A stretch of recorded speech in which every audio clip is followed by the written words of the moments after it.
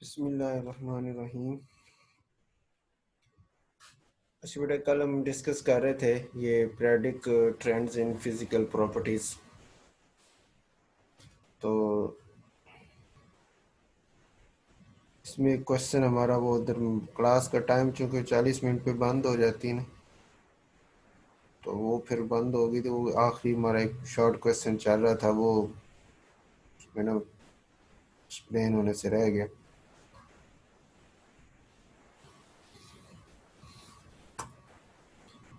Atomic size और ionic radius, इन दोनों के हवाले से क्वेश्चन था कि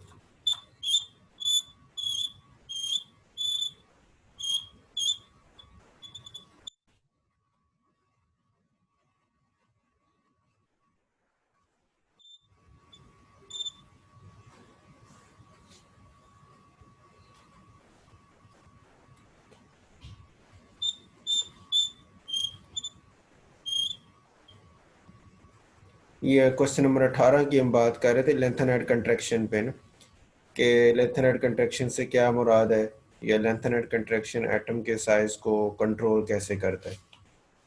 तो वो हम एक्सप्लेन कर रहे थे कि वैसे तो हम कहते हैं ना, लेफ्ट से राइट जाएं पीरियोडिक टेबल में, तो एटॉमिक साइज जो है उसने छोटा होना ही होना है, क्योंकि न्यूक्लियस के ऊपर चार्ज ज़्यादा होता जा रहा है। तो न्यूक्लियर की अट्रैक्शन ज़्यादा होने की वजह से साइज छोटा होता है, ये नॉर्मल ट्रेंड है। लेकिन जो हम यहाँ बात करते हैं ना कि ये साइज को कंट्रोल करता है, उससे हम ये मुराद लेते हैं कि वो जो साइज है वो इतना ज़्यादा डिक्रीज नहीं हो पाता, जिस रेशो से होना चाहिए उस रेशो से डिक्रीज नहीं होता।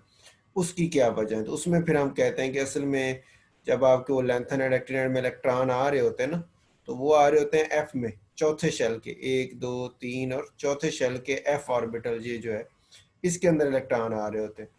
अब चौथे शेल के एफ ऑर्बिटल में इलेक्ट्रॉन आने की वजह से,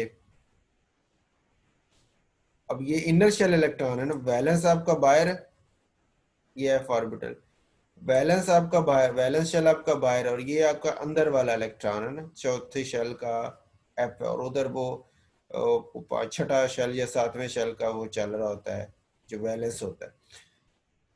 तो अब छठे या सातवें का वैलेंस बाहर है और चौथे शेल में इलेक्ट्रॉन आ रहे हैं, तो इस वैलेंस इलेक्ट्रॉन में और न्यूक्लियस के दरमियान में इलेक्ट्रॉन की तादाद जब ज़्यादा होती जाएगी तो वो शील्डिंग इफेक्ट शो करेंगे।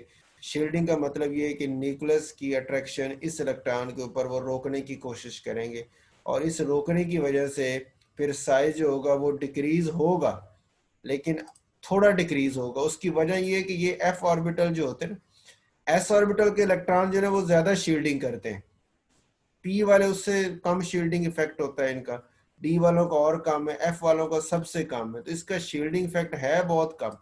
ये अपनी जगह, उस कम होने की वजह से फिर इलेक्ट्रॉन जब आते हैं तो वो न्यूक्लियस अट्रैक्शन को इतना ज्यादा डिक्रीज नहीं कर पाते, डिक्रीज जरूर करते हैं लेकिन इतना ज्यादा डिक्रीज नहीं होता, जिसकी वजह से साइज जो होता है वो, जब आप पीरियोडिक टेबल में लेफ्ट से राइट जाते हैं तो साइज आपका इंक्रीज ही होता है।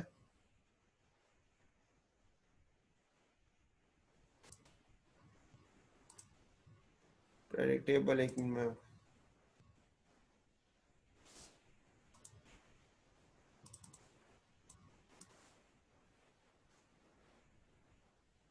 ये पीरियोडिक टेबल था लेंथ एंड रेक्टेंगल में लेफ्ट से राइट जाए तो साइज आपका डिक्रीज होना ही होना है, वो तो अंडर, लेकिन इस एफ ऑर्बिटल के आने की वजह से वो जो डिक्रीज है ना वो इतनी ज्यादा प्रोमिनेंट नहीं रहती, मतलब थोड़ी कम हो जाती है।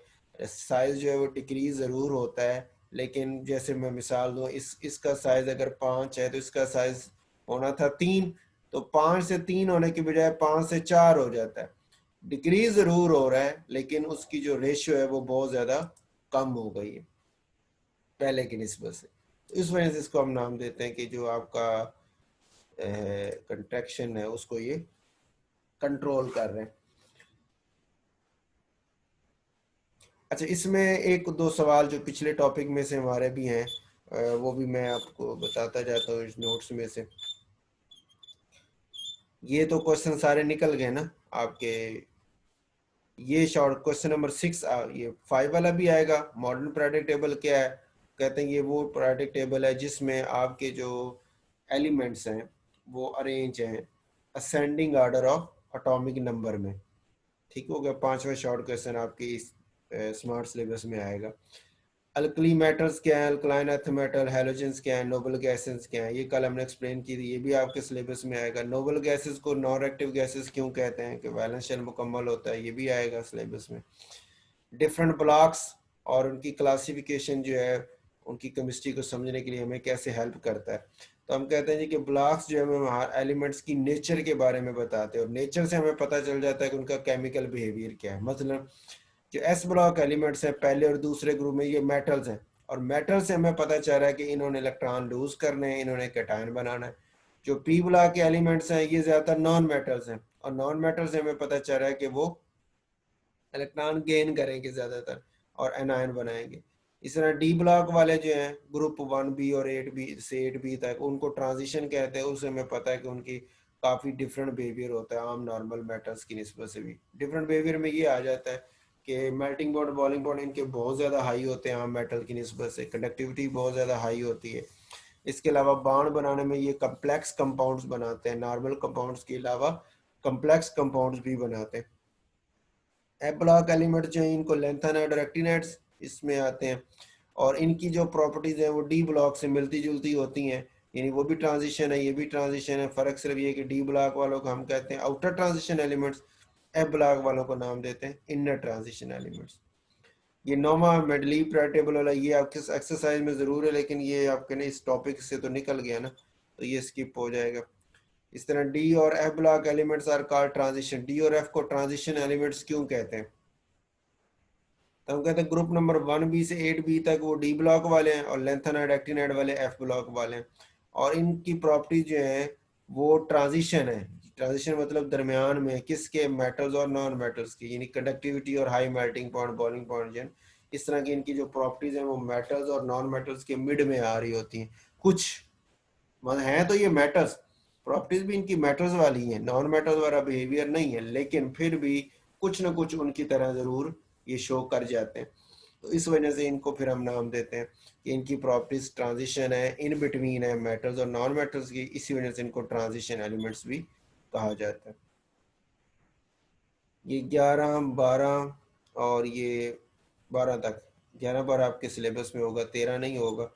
और ये मॉडल प्रायर टेबल का लॉन्ग क्वेश्चन इस चैप्टर में से आया भी है पास पेपर में, ये आपने ज़रूर करना, आता रहता है पेपर लॉन्ग क्वेश्चन के तौर पे। ये सवाल को 2 दफ़ा आ गया होगा पास पेपर में। उसके बाद है जी एटॉमिक साइजेस में, एमसीक्यूज में हमारे पास ये था keeping the size of atom in view which order is correct, के एटम्स के साइज को सामने रखते हुए कौन सा ऑर्डर इसमें हमारे पास करेक्ट है। तो उसमें हम कहते हैं जो मैग्नीशियम है वो, अब पीरियोडिक टेबल में आप देखेंगे ना, तो मैग्नीशियम ये और स्टाशियम नीचे है, तो नीचे जाएं तो आपको पता है नंबर ऑफ शेल ज़्यादा होते हैं और साइज बड़ा होता जाता है। तो ऊपर वाले का छोटा होना चाहिए, तो मैग्नीशियम का स्टाशियम से बड़ा है, ये गलत हो गया। बेरियम का मैग्नीशियम से बड़ा है, बेरियम का ये नीचे है और मैग्नीशियम ऊपर है, ये ऑप्शन आपकी ठीक है जी। ठीक होगा। बाकी ल्यूटियम और ये देखेंगे तो ये नीचे है, ल्यूटियम आपका ये एंड पे है और सीरियम आपका पहले वाला है। उसने कहा ल्यूटियम का साइड सीरियम से बड़ा है, हालांकि इसका बड़ा होना चाहिए और इसका छोटा होना चाहिए ना, कि इधर लेफ्ट से राइट जाए तो साइज छोटा होता है। और फिर क्लोरीन का आयोडीन से बड़ा है, क्लोरीन ऊपर है आयोडीन नीचे है, तो आयोडीन का बड़ा होना चाहिए, क्लोरीन का छोटा होना चाहिए। Mark the correct statement, sodium Na+ is smaller than sodium atom. ये कल हमने बात की थी कि जो कैटायंस होते हैं वो इलेक्ट्रॉन लूज करने के बाद उनका साइज जो होता है वो नॉर्मल एटम से छोटा हो जाता है। तो यही हमारी ऑप्शन ए वाली बन जाती है इसमें, बाकी तीनों जो है वो। और नेगेटिव आयन में साइज बड़ा हो जाता है ना, ये इसने स्मॉलर लिखा है, नेगेटिव आयन का बड़ा हो जाता है, पॉजिटिव आयन का छोटा हो जाता है। तो ए ऑप्शन ठीक है। इसमें ये आपका ये सारे टॉपिक इसके शॉर्ट क्वेश्चन सारे ही आपके सिलेबस में आ जाएंगे। उसके बाद है आयनाइजेशन एनर्जी का, आपकी बुक के ऊपर टॉपिक है जी आयनाइजेशन एनर्जी का, इसकी डेफिनेशन, टाइप्स, फैक्टर्स और ट्रेंड, ये हमारे सिलेबस में आएगा। इसी को यहाँ लॉन्ग क्वेश्चन बना होगा उसी पे एक्सप्लेन कर लेते हैं। ये आयनाइजेशन एनर्जी है, डेफिनेशन हम ये करते हैं कि energy required to remove an electron from valence shell of an isolated gaseous atom is called ionization energy. अच्छा, रिमूव्ड वैलेंस इलेक्ट्रॉन जब भी आप किसी एटम से निकालेंगे तो सबसे पहले वायलेंस शेल वाला निकलेगा, क्योंकि वो न्यूक्लियस से सबसे दूर होता है और कम अट्रैक्शन में होता है, इसलिए निकलेगा वही। अच्छा, नंबर 1। नंबर 2 पे आइसोलेटेड गैसेस एटम इसलिए लेते हैं क्योंकि अगर मालिक्यूल वो हुआ ना लिक्विड शक्ल में या सॉलिड शक्ल में, तो जब भी आप उसको एनर्जी देंगे तो वो एनर्जी उसका टेम्परेचर बढ़ाने में इस्तेमाल होगी, या सॉलिड को लिक्विड में बदलने में, या लिक्विड को गैस में बदलने में इस्तेमाल होगी, उससे इलेक्ट्रॉन निकालने में इस्तेमाल नहीं होगी। लेकिन जब गैस बन जाती है उस वक्त जब आप एनर्जी देते हैं तो अब आपकी एनर्जी उस एटम के अंदर एब्जॉर्ब होती है और वहां से इलेक्ट्रॉन निकालने का काम कर लेती है। इसलिए हम गैसियस एटम आपने जरूर लिखना, आइसोलेटेड गैसियस एटम। अच्छा, टाइप्स में हमारे पास फर्स्ट आयनाइजेशन एनर्जी वो है कि जो पहला इलेक्ट्रॉन आपने निकाला है valence shell of a gaseous atom, तो वो बस। सेकंड की बात करेंगे तो उस वक्त जरा भाई ये देखना, मैग्नीशियम एटम से निकला तो ये फर्स्ट है। अब आयन वो Mg+ जो बना हुआ है उसमें से फिर एक निकालेंगे तो Mg+2 हो जाए, इसको फिर हम नाम देते हैं मोनोपॉजिटिव एटम या मोनोपॉजिटिव आयन। तो अब सेकंड जो डेफिनेशन होगी वो वही सारी होगी, लेकिन from the valence shell of an isolated gaseous monopositive ion is called second ionisation energy. Second की वैल्यू फर्स्ट से ग्रेटर होती है, वेरी इंपॉर्टेंट शॉर्ट क्वेश्चन है, पास पेपर में कई दफा आता है कि सेकंड की वैल्यू क्यों ग्रेटर होती है कि जब इलेक्ट्रॉन लूज हो चुका होता है ना, Mg+ बन चुका है, तो फिर after losing electron energy increases और nuclear attraction increases on the remaining electron. कि जब आपका एनर्जी इलेक्ट्रॉन कोई एटम लूज करता है तो पिछले इलेक्ट्रॉन्स के ऊपर न्यूक्लियस की अट्रैक्शन पहले से ज्यादा हो जाती है, जिसकी वजह से अब एनर्जी हमें ज्यादा लगानी पड़ती है। फैक्टर्स हैं जी, एटॉमिक रेडियस है,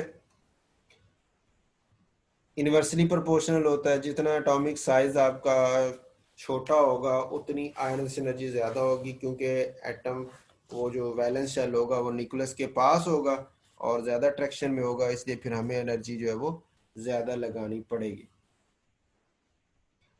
न्यूक्लियर चार्ज के डायरेक्टली प्रोपोर्शनल है, जितना न्यूक्लियर चार्ज ज़्यादा होगा उतना इलेक्ट्रॉन जो है वो न्यूक्लियस के अट्रैक्शन में ज़्यादा आएगा और हमें वहां से इलेक्ट्रॉन निकालने के लिए एनर्जी भी ज्यादा अप्लाई करनी पड़ेगी, तो ये डायरेक्टली प्रोपोर्शनल है। शील्डिंग इफेक्ट जो है वो इन्वर्सली प्रोपोर्शनल है, कि जितना शील्डिंग इफेक्ट ज्यादा होगा, शील्डिंग इफेक्ट आप कहते हैं ना कि जो वैलेंस शेल, ये जैसे अंदर वाले शेल वाले इलेक्ट्रॉन जो आते हैं ये शील्ड करते हैं इस न्यूक्लियस की अट्रैक्शन को इसके ऊपर, ये जितनी ज्यादा शील्ड करेंगे उतना ये इलेक्ट्रॉन लूज होता जाएगा, न्यूक्लियस की अट्रैक्शन इसके ऊपर कम होती जाएगी, हमारे लिए फिर इसको निकालना आसान हो जाएगा। इसलिए कहते हैं शील्डिंग इफेक्ट जितना ज्यादा हो उतनी न्यूक्लियस की जो अट्रैक्शन है वो हमारे पास कम हो जाएगी और आयनाइजेशन एनर्जी जो है वो भी कम हो जाएगी, तो इसलिए ये इन्वर्सली प्रोपोर्शनल।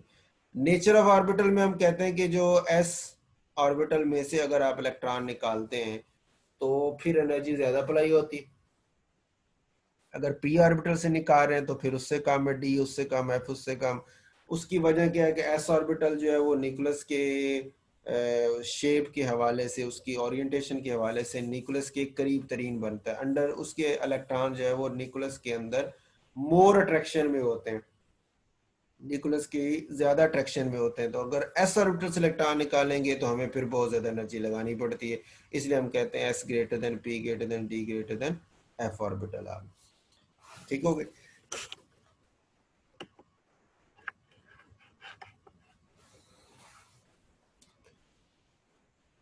उसके बाद है जी मेटालिक करेक्टर, ये फैक्टर्स हो गए इसके। उसके बाद ये मेटालिक करेक्टर के बारे में हमें ये क्या इन्फॉर्मेशन देता है, तो उसमें हम कहते हैं ये दोनों इन्वर्सली प्रोपोर्शनल है, greater the metallic character lesser will be ionization energy, ये दोनों आपस में इन्वर्सली प्रोपोर्शनल, मतलब जितनी अच्छी मेटल होगी उतनी इलेक्ट्रॉन वो जल्दी लूज, अच्छी मेटल हम कहते ही उसे जो बड़ी आसानी से और जल्दी इलेक्ट्रॉन लूज करती है, तो जितनी अच्छी मेटल होगी उतनी इलेक्ट्रॉन जल्दी लूज करेगी। इलेक्ट्रॉन जल्दी लूज करने का मतलब हमें एनर्जी थोड़ी लगानी पड़ेगी, इसलिए उसकी आयनाइजेशन एनर्जी की वैल्यू जो है वो बहुत ज्यादा कम हो जाएगी और मेटालिक करेक्टर उसका ज्यादा होगा, आयनाइजेशन एनर्जी की वैल्यू उसकी कम हो जाएगी। उसके बाद अच्छा, इसमें ना एक और पॉइंट भी बोलते हैं, एक वर्ड बोलते हैं कि इंडेक्स ऑफ मेटालिक करेक्टर कि आयनाइजेशन एनर्जी जो है वो इंडेक्स ऑफ मेटालिक करेक्टर, यानी मेटालिक करेक्टर के बारे में हमें एक क्राइटेरिया देती है कि हम आयनाइजेशन एनर्जी को देख के अंदाज़ा लगा सकते हैं किसी भी एटम के मेटालिक करेक्टर के बारे में कि उसका मेटालिक करेक्टर कम है, ज़्यादा है, क्या सूरत हाल है। तो वो हम उसको वैल्यूज़ को देख के अंदाज़ा लगा सकते हैं। उसके बाद है ऑक्सीडेशन स्टेट। ऑक्सीडेशन स्टेट में हम ये कहते हैं कि जो एनर्जी गैप है ना पहली, दूसरी और तीसरी आयनाइजेशन एनर्जी का, उसको देख के हम अंदाज़ा लगाते हैं कि इसकी जो वैलेंसी है वो क्या है। मसलन जैसे सोडियम है, इसकी फर्स्ट आयनाइजेशन एनर्जी की जो वैल्यू होती है वो तकरीबन 495 के करीब है, ठीक हो, फर्स्ट वाली जो सेकंड उसकी आयनाइजेशन एनर्जी। अब फर्स्ट जब इलेक्ट्रॉन सोडियम लूज कर चुका होता है तो फिर तो उसके पीछे 11 थे ना इलेक्ट्रॉन, एक लूज कर दे पीछे 10 रहेगा। अब उसका वैलेंस शेल मुकम्मल है, कंप्लीट है। अब उसमें से अगर आप इलेक्ट्रॉन खींचेंगे तो वो तो कंप्लीट शेल में से निकलेगा ना, तो वो उसकी स्टेबिलिटी बहुत ज़्यादा मुतासर होती है, तो वो फिर बड़ी मुश्किल से इलेक्ट्रॉन लूज करेगा। तो उसकी अगर फर्स्ट आयनाइजेशन एनर्जी की वैल्यू सोडियम की अगर 495 है तो उसकी जो सेकंड होगी कुछ 6000 के करीब होगी, यानी इतना ज़्यादा गैप होगा। ये बड़ा गैप बता रहा है कि अब जो आपने इलेक्ट्रॉन निकाला है वो उसके वैलेंस शेल से जो निकाला है वो असल में उसके कंप्लीट शेल से निकला है, तो इसकी वैलेंसी जो है वो ये दूसरा इलेक्ट्रॉन निकालने वाली नहीं है, ये सिर्फ पहला इलेक्ट्रॉन ही लूज करेगा और इसकी वैलेंसी +1 है, ठीक होगा। इसी तरह मैग्नीशियम को अगर आप देखें, ये मैग्नीशियम का पहली 738 है और दूसरा 1451 है, ये दोनों इलेक्ट्रॉन इसके वैलेंस शेल से निकले हैं ना, बाहर वाले। अब अगर मैं इसका तीसरा इलेक्ट्रॉन निकालूंगा ना तो वो निकलेगा कंप्लीट ऑक्टेट में से, पीछे 8 इसके वैलेंस शेल में 8 पूरे पड़े हुए इलेक्ट्रॉन, अब उसमें से निकलेगा तो तीसरे की वैल्यू तो 7000 होगी। तो ये आप देख रहे 700 और 1400 डबल जरूर है लेकिन इतना यानी करीब करीब है, लेकिन 1400 और उधर से 7000 वो बहुत फर्क है। तो ये सात इतना बड़ा गैप जो है वो मुझे बता रहा है कि मैग्नीशियम की ऑक्सीजन स्टेट जो है वो 2 ही है कि 2 तक इलेक्ट्रॉन ये लूज कर सकता है, इससे आगे ये नहीं कर सकता, ठीक हो। तो ये एनर्जी का जो गैप है ये हमें बता देता है कि फला एलिमेंट की ऑक्सीजन स्टेट क्या होगी और क्या नहीं। उसके बाद ट्रेंड है जी, ग्रुप्स में हम कहते हैं जब आप टॉप से बॉटम जाते हैं तो आयनस एनर्जी की वैल्यू डिक्रीज होती है। उसकी वजह क्या है कि नंबर ऑफ शेल उसमें बढ़ रहे होते हैं, जिसकी वजह से साइज इंक्रीज हो गया। साइज इंक्रीज हुआ नंबर 1, नंबर 2 पे शेल्स के बढ़ने की वजह से शील्डिंग फैट भी ज़्यादा हो गया कि इनर शेल इलेक्ट्रॉन बहुत सारे आ जाते हैं और जिसकी वजह से न्यूक्लियर अट्रैक्शन जो है वो कम हो जाती है वैलेंस शेल के ऊपर, तो फिर हमें एनर्जी थोड़ी लगानी पड़ती है, इलेक्ट्रॉन आसानी से निकल जाता है। लेकिन पीरियड्स में लेफ्ट से राइट जाए तो ये इंक्रीज होती है। उसकी वजह क्या है कि न्यूक्लियर चार्ज जो है वो भी बढ़ रहा है, न्यूक्लियर अट्रैक्शन भी बढ़ रही है और साइज जो है वो भी छोटा होता जा रहा है। तो ये न्यूक्लियर चार्ज बढ़ रहा है, साइज छोटा हो रहा है, तो दोनों चीज़ें क्या कर रही हैं कि न्यूक्लियस की अट्रैक्शन जो है ना वैलेंस इलेक्ट्रॉन के ऊपर ज़्यादा होती जा रही, जिसकी वजह से वहाँ से इलेक्ट्रॉन निकालना मुश्किल हो जाएगा। आयनाइजेशन एनर्जी जो है उसकी वैल्यू बहुत ज़्यादा हो जाएगी। ले जी, आयनाइजेशन एनर्जी वाला आपका टॉपिक था वो मुकम्मल हो गया। इसके क्वेश्चन अभी मैं उसमें टॉपिक्स में देख लेते हैं, मेरे ख्याल है टॉपिक वाइज ही है शायद, हाँ आयनाइजेशन एनर्जी गई। चलो इसी के क्वेश्चन यहाँ पे एमसीक्यू इसके हमारे पास ये 51 पेज के ऊपर है। 51 वाला क्वेश्चन जो है, मार्क द करेक्ट स्टेटमेंट। ये 4 ऑप्शन में से ठीक ऑप्शन कौन सी है। आयनाइजेशन एनर्जी कैल्शियम जो है वो बेरियम से लो है, कैल्शियम मैग्नीशियम से लो है, कैल्शियम बेरिलियम से हाई है, कैल्शियम की स्ट्रोंशियम से लो है। ये सारा ये दूसरे चैप्टर की बात हो रही है। अब इसमें हमने कैल्शियम को कंपेयर कर रहा है इनसे, तो अब इसमें आप कहते हैं जब नीचे की तरफ जाए तो आयनाइजेशन एनर्जी की वैल्यू कम होती जाती है। तो उसने कहा कैल्शियम की मैग्नीशियम बेरियम से लो है, कैल्शियम की बेरियम से लो है। तो ये बात तो वैसे ठीक है कि नीचे जाए तो आयनाइजेशन एनर्जी वैल्यू कम होती जाती है ना, तो बेरियम की नीचे जाए तो कम होती जाती है, तो बेरियम की कम होनी चाहिए, कैल्शियम की ज्यादा होनी चाहिए। तो यहाँ उसने कहा कैल्शियम की कम है, ये भी गलत हो गया। कैल्शियम की मैग्नीशियम से कम है, ये बात ठीक लग रही है कि मैग्नीशियम ऊपर है कैल्शियम नीचे है, तो कैल्शियम की आयनाइजेशन एनर्जी कम होगी, मैग्नीशियम की उससे ज्यादा होगी। तो बी वाली ऑप्शन हमारी ठीक है। कैल्शियम की बेरिलियम से हाई है, बेरिलियम से हाई है, ये भी गलत है। और स्ट्रोंशियम से इसकी लो है, वो भी गलत है। स्ट्रोंशियम से इसकी हाई होनी चाहिए, बेरिलियम से इसकी लो होनी चाहिए। तो ये मैग्नीशियम वाली ऑप्शन हमारी इसमें ठीक आ जाती है। ये बड़े बड़े एमसीक्यू वैसे पास पेपर में आते नहीं है, ये पहले चैप्टर में ना बस वो एक ही साइज वाला एमसीक्यू है जो आता है, वरना वो अक्सर ये करते हैं कि इसमें से एमसीक्यू वो जो देना होता है ना वो खुद से बना रहे होते हैं, खुद से बनाते हैं। एक्सरसाइज में तो सिर्फ एक आध एमसीक्यू है जो दिया जा सकता है, बाकी तो खुद से बनाते हैं।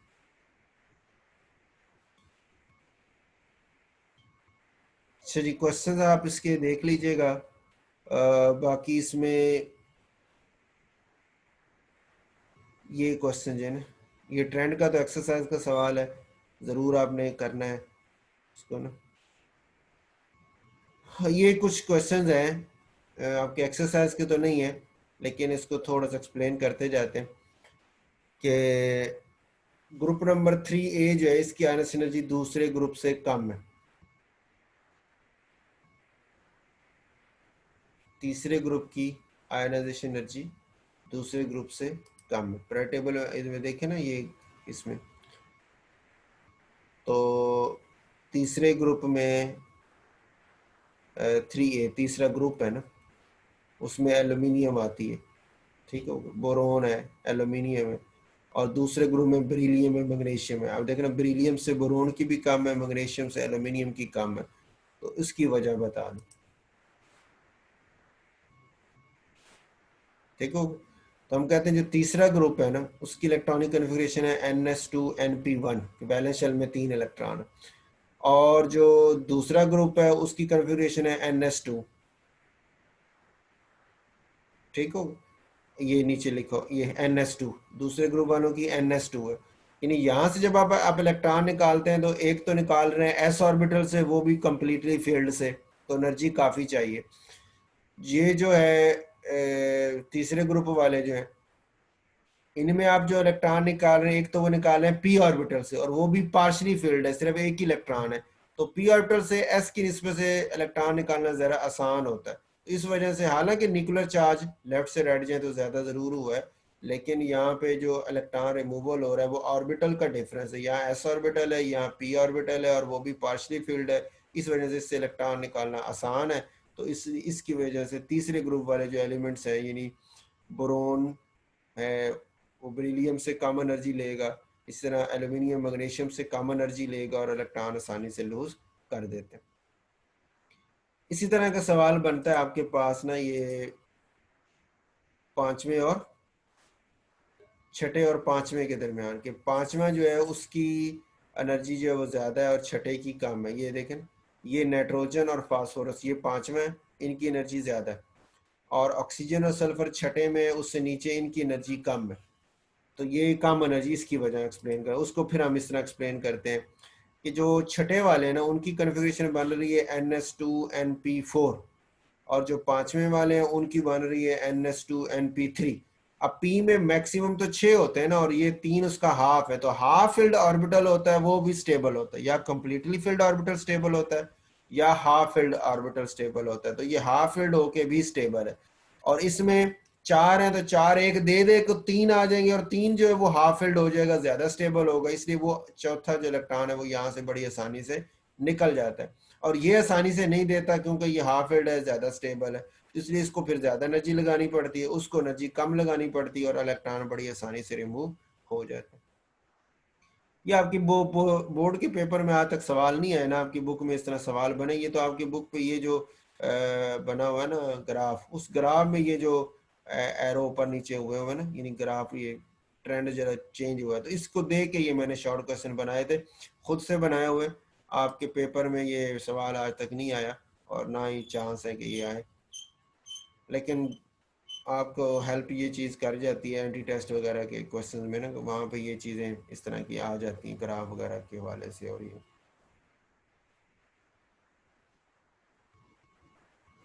चलिए, उसके बाद है जी हमारे पास इलेक्ट्रॉन अफिनिटी है। इलेक्ट्रॉन अफिनिटी वाले डिस्कशन कर लेते हैं, 2 सवाल इसके और बस खत्म।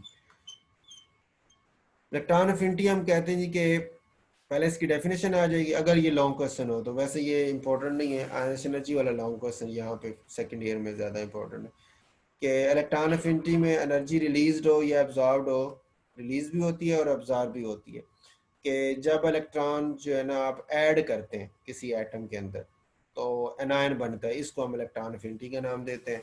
इसमें हमारे पास फर्स्ट इलेक्ट्रॉन एफिनिटी जो है ना वो मेटल, अब है ना हमने रिलीज और अब्जॉर्ब बोला, तो रिलीज कब होगी, अब्जॉर्ब कब होगी, जब आप मेटल्स को इलेक्ट्रॉन गेन करवाते हैं तो उनकी इलेक्ट्रॉन एफिनिटी पॉजिटिव है, यानी उनकी इलेक्ट्रॉन गेन करने की तो सलाहियत कुछ होती नहीं है, तो इसलिए एनर्जी हमें फिर लगानी पड़ती है, वो एंडोथर्मिक है।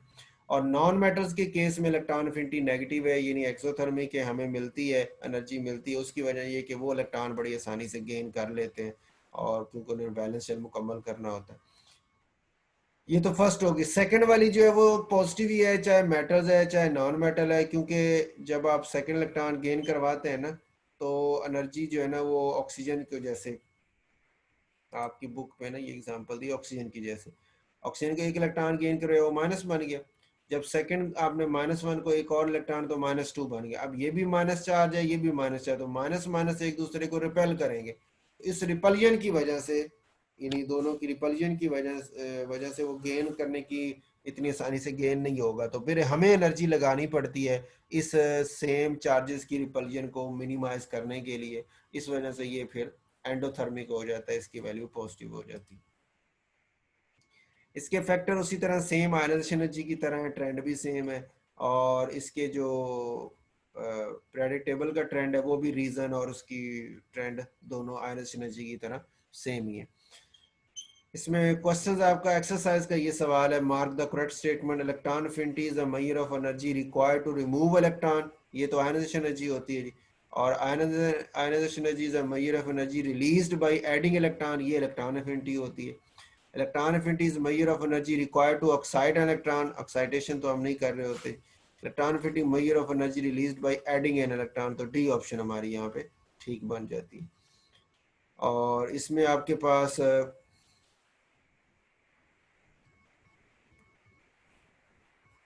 एक्सरसाइज का सवाल ये बनता है जी कि why the value of second electron affinity is always positive for both metals and non metal, यानी सेकंड की वैल्यू पॉजिटिव क्यों आती है, या सेकंड की वैल्यू को हम पॉजिटिव साइन से क्यों शो करते हैं, ये फर्स्ट जो है वो एक्सोथर्मिक और सेकंड एंडोथर्मिक क्यों होती है, एक्सरसाइज का सवाल है, पास पेपर में भी कई दफ़ा ही आया हुआ।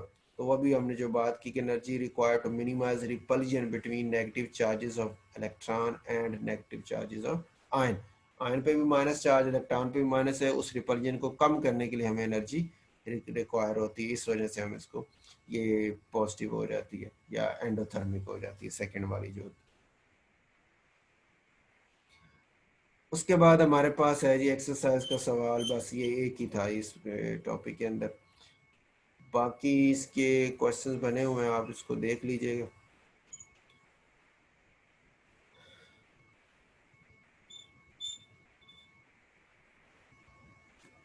चलें जी आज इतने, बाकी फिर नेक्स्ट कर लेंगे एक्स।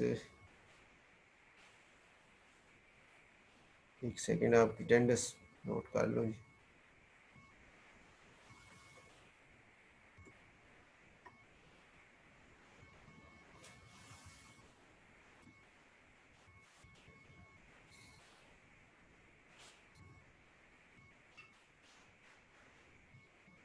ओके जी, अल्लाह हाफिज़।